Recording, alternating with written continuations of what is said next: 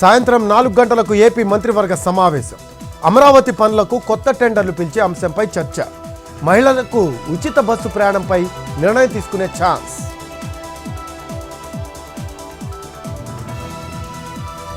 ఎనిమిదవ రోజుకు చేరిన ఏపీ అసెంబ్లీ సమావేశాలు.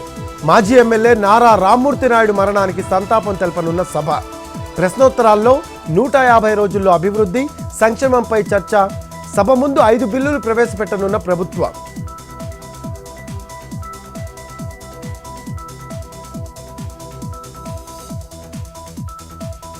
మహారాష్ట్రలో కొనసాగుతున్న అసెంబ్లీ ఎన్నికలు. బారామతిలో ఓటేసిన సుప్రియా సూలే. అదే నియోజకవర్గంలో కుటుంబంతో ఓటేసిన సచిన్ టెండూల్కర్.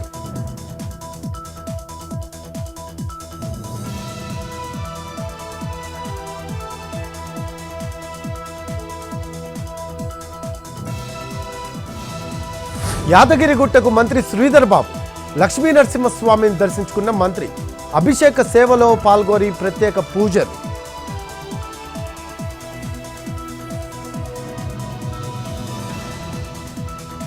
ఏపీ హైకోర్టులో రామ్ గోపాల్ వర్మ ముందస్తు బెయిల్ పిటిషన్. ఒంగోలు పోలీసులు నమోదు చేసిన కేసులో ఆర్జీవీ పిటిషన్. ఇటీవల ఆర్జీవీ క్వాష్ పిటిషన్ కొట్టివేసిన ఏపీ హైకోర్టు. నిన్న మద్దిపాడు పిఎస్లో విచారణకు హాజరు కాని రామ్ గోపాల్ వర్మ.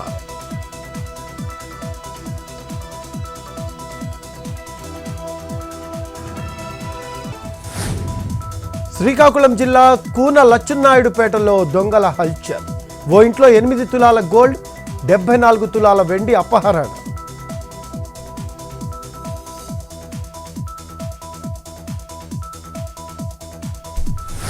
శ్రీకాకుళం జిల్లా కాశీబుగ్గలో భారీగా బాణాసంచా పట్టివేత. విశాఖ నుంచి అక్రమంగా తరలిస్తూ ఉండగా పట్టుకున్న పోలీసులు. 4 అరెస్ట్, బొలెరో వాహనం సీజ్.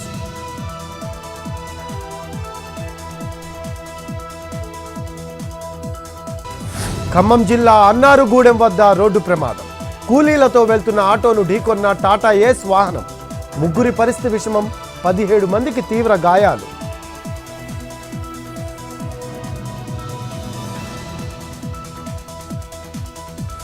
అల్లూరి ఏజెన్సీని కమ్మేసిన మంచు దుప్పటి. సింగిల్ డిజిట్కు పడిపోయిన ఉష్ణోగ్రతలు. పాడేరులో 11, మినుములూరులో 9 డిగ్రీల ఉష్ణోగ్రతలు నమోదు.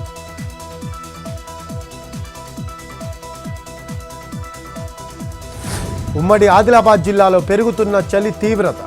కొమరంభీం జిల్లా సిర్పూర్లో 9.7 డిగ్రీల కనిష్ట ఉష్ణోగ్రత నమోదు. పొచ్చెరలో 11.2, నిర్మల్ జిల్లా తాండ్రాలో 11.7 డిగ్రీల ఉష్ణోగ్రత.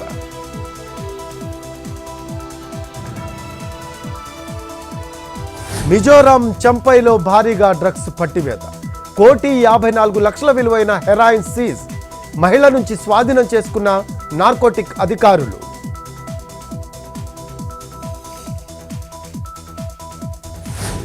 ఢిల్లీలో భారీ అగ్ని ప్రమాదం.